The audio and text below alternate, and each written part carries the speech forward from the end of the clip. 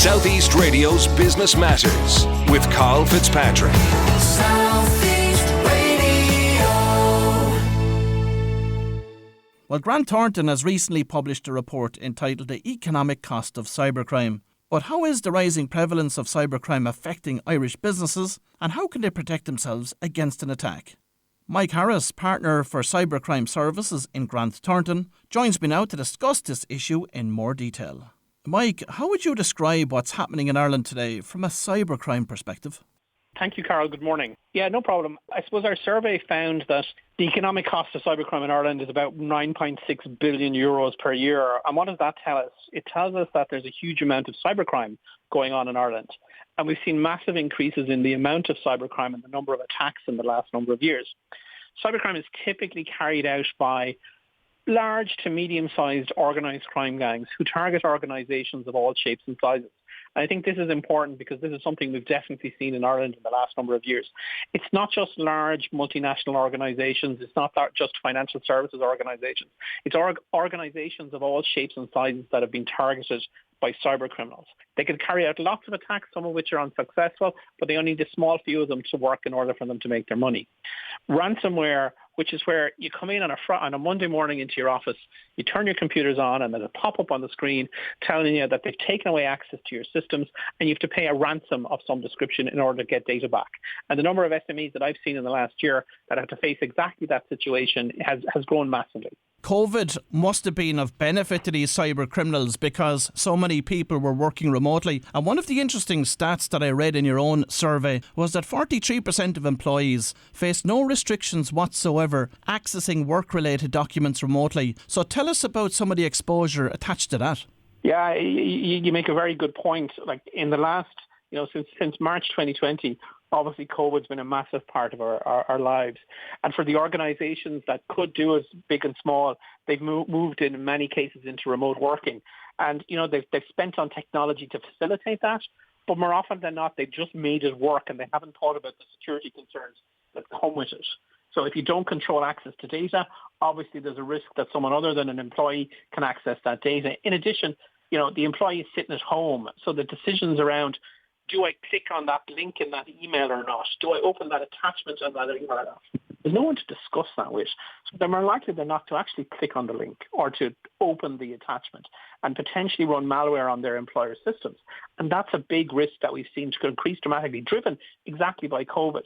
And the other piece is the attackers are using COVID itself to send phishing emails. We've all seen this phishing email saying, contact the HSE immediately, you'll be in a close contact, or similar types of emails.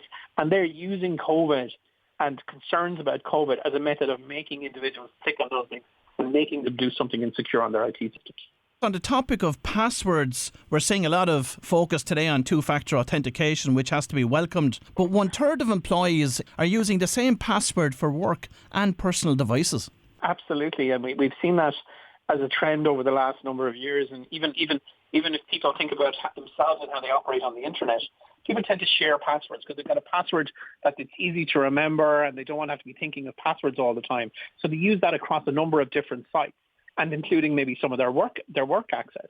The challenge with that is if one of those websites on the internet gets compromised, and gets hacked, the attackers will potentially get a copy of those passwords.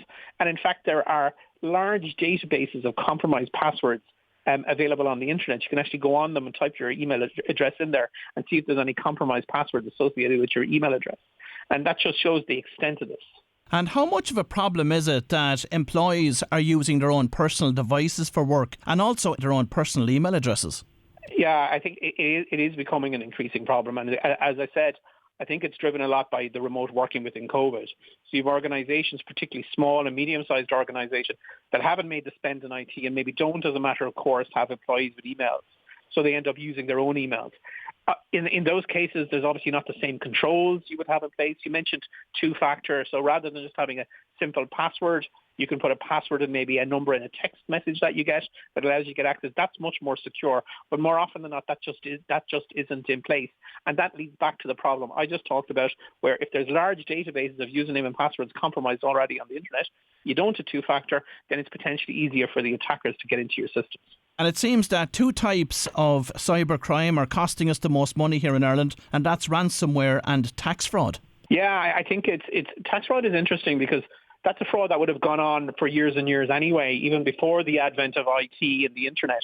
But it's one of these crimes that sort of migrated to from being a paper-based crime, being a much more technology-based crime. Ransomware, you're absolutely right. There's been massive growth in ransomware, and we've seen, the high-profile examples, for example, with the HSE over the last year or so. But that's only the tip of the iceberg in terms of Irish organisations of all shapes and sizes. In fact, about a year ago, I dealt with an organisation in the northwest of the country where they were the victim of they were about 100-person organisation, and they were a victim of a ransomware attack. And it was actually, as it turned out, quite a sophisticated ransomware attack. And it wasn't actually possible to get the data back. It wasn't even in that case possible to pay a ransom. The availability to pay the ransom just didn't work. And as it turns out, they actually lost all their data and they were forced to shut down. So that's how impactful it can be for an organisation, the ransomware attacks. You can come in the morning and all your data is gone. And something I'm increasingly hearing about from local business people here across the southeast is the increase in invoice redirect fraud. Provide us with an insight into that area and what's happening there. Yeah, and I think that's back to the points you made around people using personal emails and also having appropriate username and passwords and two-factor. So what's happening for many organizations is email accounts of their suppliers, for example, are being compromised. They then get an email from their supplier asking them to change the payment account, so the account that they pay the money for the invoice into. And in many cases, they're doing it without actually ringing the supplier to check is it in fact them, because they're not the ones writing the emails. And there can be very, very sophisticated versions of that. In fact, it's a funny one. I did a piece of work probably about 6 months ago for an organization in the Midlands where their CFO their finance director actually got an email from their CFO asking them to make a funds transfer into an account in the UK of about €50,000. And as it turns out, the finance director didn't make the payment, although the email looked very, very, very, very real, and it was very, very effective in terms of making the statement. And the finance director was in fact asked, why didn't you make the payment? And he said, well, that guy's never said please to me in his life. So it's the small things in emails can catch you out, So so I suppose the advice for SMEs. Absolutely, invoice redirect is big, but be very careful about reading the emails when they're sent to you, and don't do something you're not comfortable with. You have great insight into what's happening from an SME perspective out there when it comes to cybercrime. So what are some of the common problems and pitfalls that SMEs are falling into? I think very often defending against cybercrime is very much about doing basic things well. So what do I mean by basic things? It's making sure your antivirus on your systems is up to date. And that's a challenge for many SMEs because in many cases they'll have outsourced the IT, the computer parts to a third party. So it's making sure that they're keeping the antivirus up to date, that when new patches, and we've all seen it at home when we get our computer and it's telling us they'd like to do a Windows update, you should do that Windows update because those updates actually protect you in many cases against cyber attack. So that's a challenge. The biggest challenge, though, I think, for small businesses is knowing what's important in their organization from a cyber or data perspective. Is it your customer list? Is it your online website? Is it your strategic plans? Is it a process you use in terms of manufacturing? What is the key bits of data that you have that if they were lost or taken away or compromised would have the biggest impact on your organization? When you say cybercrime to people here in Ireland, the first thing they think about is the HSE attack that happened only a number of months ago. Is the government doing enough to protect itself? I think, to be fair to the government, like most sort of governments internationally, they're playing catch up a little bit in terms of the speed at which cyber attacks move and the speed at which you can put investment into it, I think is challenging. At the same time, I do think there's been good investment. The National Cyber Centre are expanding, which I think will be very, very helpful. I think there's only so much a government can do as well. I think a lot of this is on the heads of business in terms of managing their risk. You talk about, risk registers within organizations, top 10 risks. If you don't have cyber in the top 3 risks in your organization, no matter what you're doing, I think you probably need to look at it because it is so pervasive. But from a government perspective, there's only so much you can do. I think there's good guidance, for example, for SMEs on the National Cyber Centre website, but ultimately it's up to business how they manage these risks. And what are the impacts of cybercrime on a business? Yeah, there's obviously the direct cost. There's obviously reputation. There's obviously lots of customers in many cases. So, if your organisation is a victim of cyber attack, or for example, it becomes public, I think you'll often find that customers, we do see this all the time. Customers become reticent around dealing with the organisation. I think another one that people don't really think about is the whole area of cyber insurance. Obviously, your cyber insurance premium has probably gone up, and more organisations are getting cyber insurance and should have cyber insurance. And then I suppose the other impact is the impact on staff within an organisation as well. They're going to be concerned about sharing their personal data with the organisation if it's felt they don't actually adequately protect it. And of course, Mike, this also has an effect on GDPR.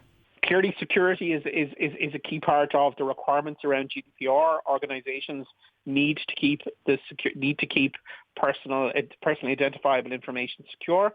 If you have a data breach that involves personal data, not only will you have to deal directly with your customers, then you end up having to deal with the data protection regulator, potentially making a disclosure to them. But also, if you look at GDPR regulations, you potentially have to make disclosures individually to all your customers as well. So there can be a lot of cost and headache associated, particularly with the loss of personal data. And finally, Mike, what are your top 3 tips to SME business owners listening this morning? I think probably my top 3 tips would be the following. Understand what the most important bits of your data or your dependence IT is. What is it? Strategic plans? Is it your customer list? If that got out, would that be a big problem? What would be the biggest issue if it got compromised? The second one is probably conversations with your IT provider. What are they doing from a security perspective? Are they keeping the antivirus up to date? Are they applying security patches? And what else are they doing for you from a security perspective? And you'll end up in probably a very valuable conversation with your IT provider then. Well, if you've just tuned in, that was Mike Harris, partner with Grant Thornton. And I'd like to thank Mike for highlighting the importance of this major issue for Irish businesses. Southeast Radio's Business Matters with Carl Fitzpatrick. Southeast.